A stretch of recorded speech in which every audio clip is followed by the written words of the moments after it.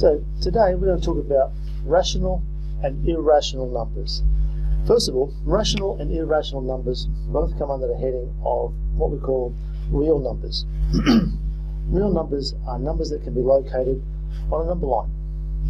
So 0 there, 0 is a real number. I can find the number 1, I can find the number 2, I can find the number 1.5, I can find the number 1/3, I can find the number -1. So all these numbers can be found there. All of these that I've mentioned so far are what we call rational numbers.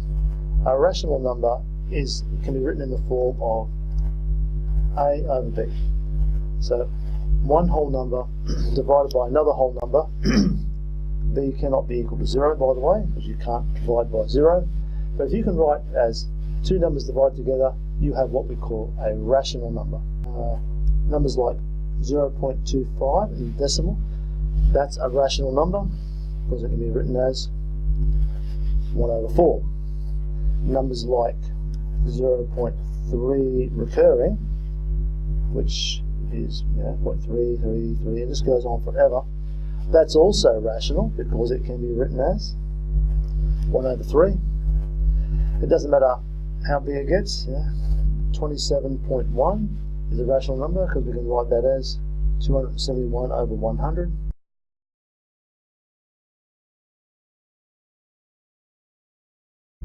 So long as we can write it as one number or another, it's what we call a rational number. Now, that leads us to ones that we call irrational numbers.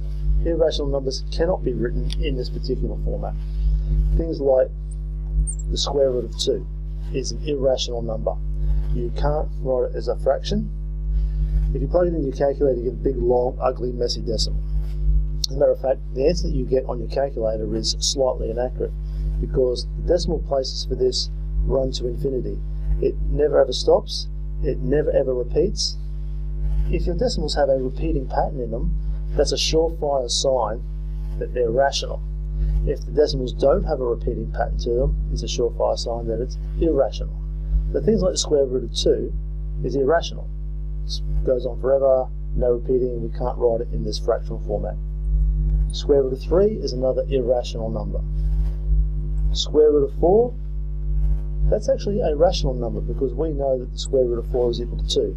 2 is a rational number, so that's irrational, irrational, that's rational.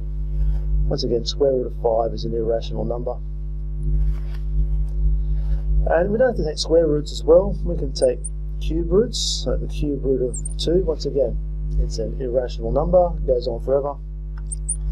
Cube root of 8, that's actually a rational number because the cube root of 8 is equal to 2 because 2 times 2 times 2 is 8. So you will need to be able to check if numbers are rational, like these ones over here or these ones here, or whether they are in fact irrational.